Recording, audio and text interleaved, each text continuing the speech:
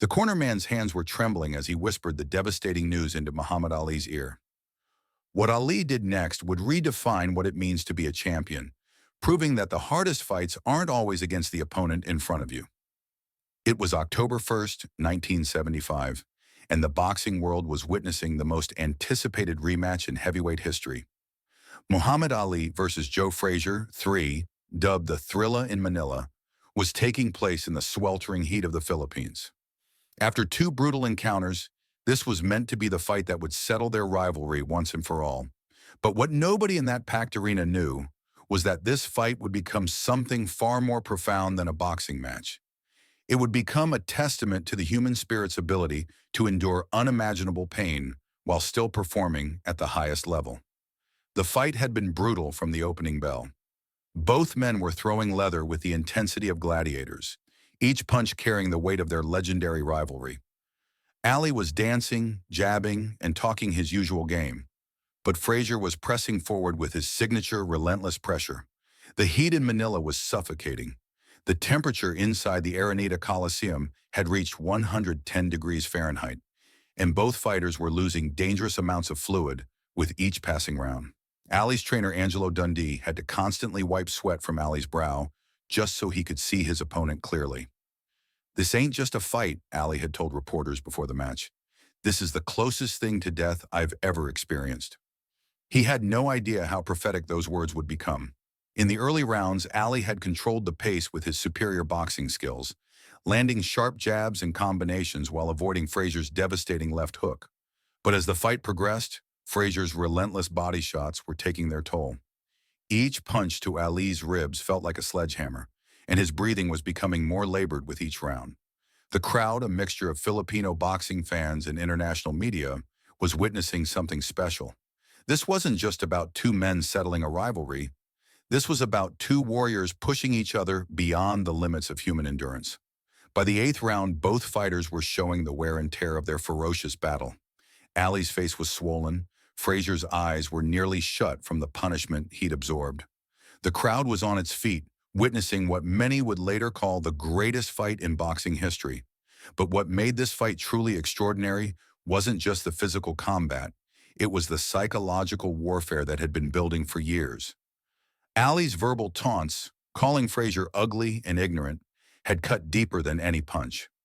Frazier fought not just to win a boxing match, but to reclaim his dignity and prove that he was the superior fighter.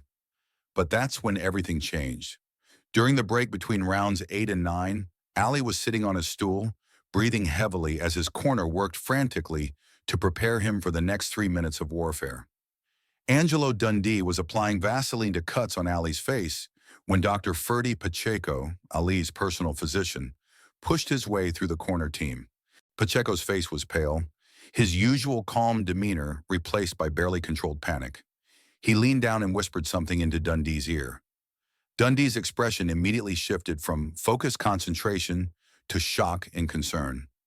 "Angelo, what's wrong?" Ali asked, noticing the sudden change in his corner's energy. Dundee hesitated, looking at Pacheco, then at the other cornermen. The bell for round 9 was about to ring. In less than 60 seconds, Ali would need to be back in the ring, facing one of the most dangerous fighters in the world. "Ali," Dundee said quietly, his voice barely audible over the roar of the crowd. "We just got word from Miami. Your mother, she's been rushed to the hospital. It's her heart, champ. It's serious." For a moment, time stopped. Muhammad Ali, the most confident, verbally explosive athlete in the world, sat in complete silence. The man who had faced down the United States government, who had stared down Sonny Liston and George Foreman, suddenly looked like a frightened child. "How serious?" Ali whispered, his voice cracking. "We don't know yet," Pacheco replied. "But Ali, she's asking for you. She wants to know if you're winning." The words hit Ali like a physical blow. Throughout his entire career, his mother had been his biggest supporter, attending his fights whenever possible, praying for him when she couldn't be there in person. She had defended him during his most controversial moments, stood by him when the government stripped his title, and never wavered in her belief that her son was destined for greatness. Ali remembered being a scared 12-year-old named Cassius Clay, coming home from the gym with a bloody nose after his first real boxing lesson. His mother had cleaned his wounds and told him, "Baby, if you're going to fight, you fight to win. But more importantly, you fight to make your family proud."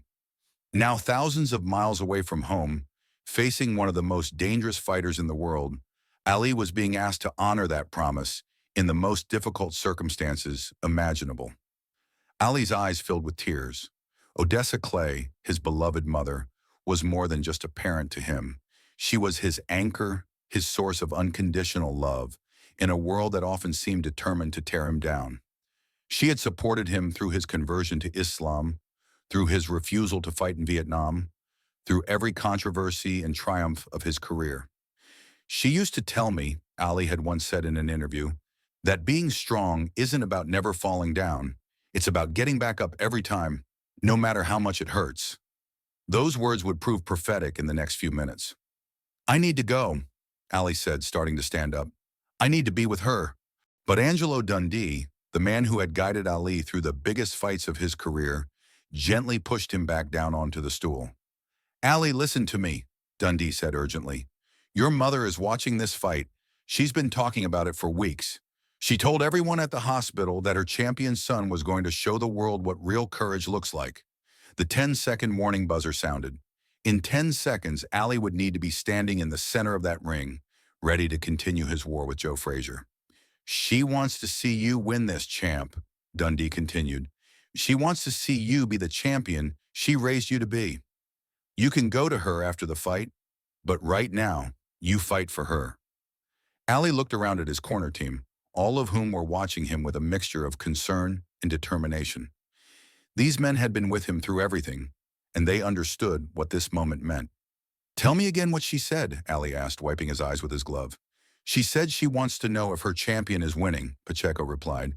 "She said to tell you that she's proud of you no matter what, but she knows you're going to win because you're her champion." The bell rang for round 9. Muhammad Ali stood up from his stool, and for a moment he looked like he might collapse. The weight of worry for his mother, combined with the physical punishment he'd already absorbed in 8 rounds of brutal fighting, seemed almost too much to bear. But then something remarkable happened. As Ali walked to the center of the ring, his posture changed. His shoulders straightened. His head came up. The man who had just received the most devastating news of his life transformed back into Muhammad Ali, the heavyweight champion of the world. What happened over the next 9 minutes was unlike anything anyone had ever witnessed in a boxing ring. But first, Ali had to compose himself for what would become the performance of his lifetime. As he walked toward the center of the ring, photographers captured images that would later become iconic. Tears still glistening on his cheeks, his jaw set with determination that bordered on desperation. The contrast was startling. Here was Muhammad Ali, the most confident athlete in the world, the man who proclaimed himself the greatest to anyone who would listen, looking simultaneously vulnerable and invincible. In the corner opposite, Joe Frazier's trainer, Eddie Futch, was concerned about his fighter's vision. Frazier's eyes were swelling shut from the accumulated damage of 8 brutal rounds. But Frazier, sensing something different in Ali's demeanor, was more determined than ever to press his attack. "Something's different about him," Frazier muttered to his corner. "He's fighting angry now." Frazier had no way of knowing that Ali wasn't fighting angry. He was fighting heartbroken. Ali came out for round 9 fighting not just with his fists, but with his heart completely exposed. Every punch he threw carried the desperation of a son who might lose his mother. Every combination was fueled by love, fear, and the determination to make his mother proud from hundreds of miles away. The transformation was immediately visible to those who knew Ali well. His usual playful rope-a-dope tactics were replaced by aggressive, seeking combinations. His trademark dancing was still there, but it was sharper, more purposeful, as if every movement carried the weight of his mother's expectations. "Come on, Joe," Ali shouted at Frazier, his voice thick with emotion. "My mama's watching. She wants to see her champion." Frazier, who didn't know about Ali's personal crisis, was confused by the sudden change in his opponent's demeanor. Ali was fighting with a ferocity that bordered on reckless, throwing punches with abandon, while tears streamed down his face. The crowd sensed something different was happening, but they couldn't understand what. They were witnessing a man fighting not for glory or money or titles, but for the love of the woman who had given him life. Round 10 was even more intense. Ali's combinations were sharper, his movement more urgent. But between the action, in the brief moments when the fighters clinched, spectators could see Ali's lips moving constantly. Sports commentator Howard Cosell, who was calling the fight ringside, noticed the unusual behavior, but couldn't make sense of it. "There's something different about Muhammad Ali tonight," Cosell told his television audience. "He's fighting with an intensity I've never seen before." What the millions watching around the world didn't realize was that they were witnessing a man literally fighting for his mother's life, using the boxing ring as his prayer chapel, and each punch as a message of love sent across thousands of miles. The crowd in Manila was electric. Filipino fans, who had adopted Ali as one of their own, were screaming their support. But there was something almost sacred about the atmosphere, as if the audience sensed they were witnessing something beyond sport. What they didn't know was that Ali was talking to his mother. "I'm winning, Mama," he whispered during a clinch. "Your champion is winning. I'm making you proud." "You holding on, Mama," he said between combinations. "I'm holding on too." We're both fighters. Each time Ali landed a significant combination, he would glance upward, as if his mother could see him through the arena's ceiling. The gesture was so subtle that most observers missed it, but it would later become one of the most poignant images associated with the fight. In his corner, Angelo Dundee was amazed by what he was seeing. In 20 years of working with fighters, he had never witnessed such a transformation. Ali was fighting with technical brilliance, but it was powered by something that transcended boxing skill. Angelo Dundee later revealed that during the break before round 11, Ali asked him the same question 3 times. "Is my mama still watching?" "Tell me she's still watching." "She's watching, champ," Dundee assured him each time. "She's watching her champion make history." Round 11 was when Ali truly took control of the fight. Fighting through exhaustion, dehydration, and heartbreak, he battered Frazier with a precision and power that seemed to come from somewhere beyond physical capability. But the most remarkable moment came at the end of round 11. As Ali walked back to his corner, he looked up at the ceiling of the arena and mouthed the words, "I love you, Mama." The television cameras caught it, and millions of viewers around the world witnessed Muhammad Ali's most vulnerable moment in the midst of his greatest triumph. Before round 12, Dr. Pacheco whispered another update to Ali. "The hospital called. Your mother is stable. She's watching the fight on television in her hospital bed, and she's telling all the nurses that her champion is going to win." Ali's face lit up with relief and determination. "Then let's give her a show she'll never forget." Round 12 was Ali's masterpiece. Fighting with a combination of skill, heart, and pure will, he systematically broke down Joe Frazier, landing combinations that had the crowd on its feet and Frazier's corner looking increasingly concerned. But it was between rounds, during the brief 60-second breaks, that Ali's true character showed. Instead of focusing solely on strategy or recovery, he spent those precious seconds asking about his mother. "Any word from the hospital? Is she still watching? Tell me she knows I'm winning."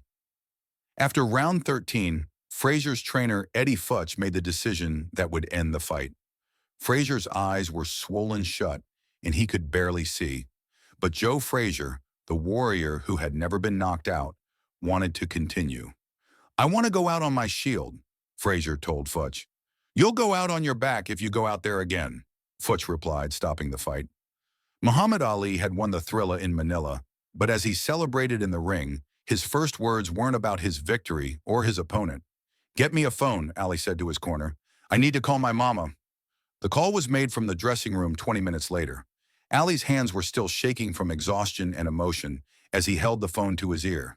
"Mama?" he said, his voice barely a whisper. "My champion," came Odessa Clay's weak but proud voice from the Miami hospital bed. "I watched every minute. I watched my son become the greatest fighter who ever lived." "Are you okay, Mama? Are you going to be okay?" "I'm fine, baby." "My heart is fine now. Watching you fight with such courage, watching you win when you could have quit, that healed my heart better than any medicine." Ali broke down crying in that dressing room, surrounded by reporters and photographers who didn't understand the full significance of what they had just witnessed. What they had seen wasn't just a great fight. They had witnessed a man fighting with a broken heart, carrying the weight of potentially losing the person he loved most in the world, while still performing at the highest possible level. The story of what really happened that night in Manila didn't come out until years later, when Dr. Ferdy Pacheco revealed the truth in his autobiography. By then, both Ali and his mother had passed away, but the impact of that revelation changed how people understood one of boxing's greatest performances. The revelation sent shockwaves through the boxing community.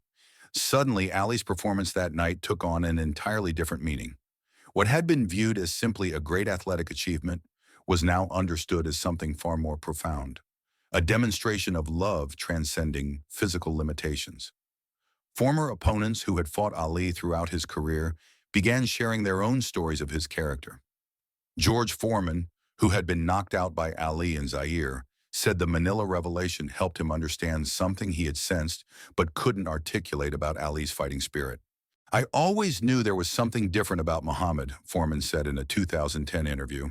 "When you fought him, you weren't just fighting a boxer. You were fighting someone who carried the hopes and dreams and love of everyone who mattered to him." Now I understand that literally meant he was fighting for his mother's life. Boxing historians began re-examining the fight footage with this new context. Slow-motion replays revealed details that had been missed before. The way Ali's eyes would sometimes look upward between combinations, the unusual intensity of his emotional expressions, the almost prayer-like quality of his movements in certain moments. "People always ask me what was Ali's greatest fight," Pacheco wrote. "They mention Foreman, they mention the first Frazier fight, but I tell them it was Manila, and not because of what he did to Joe Frazier. It was because of what he did while carrying the fear that his mother might die while he was fighting."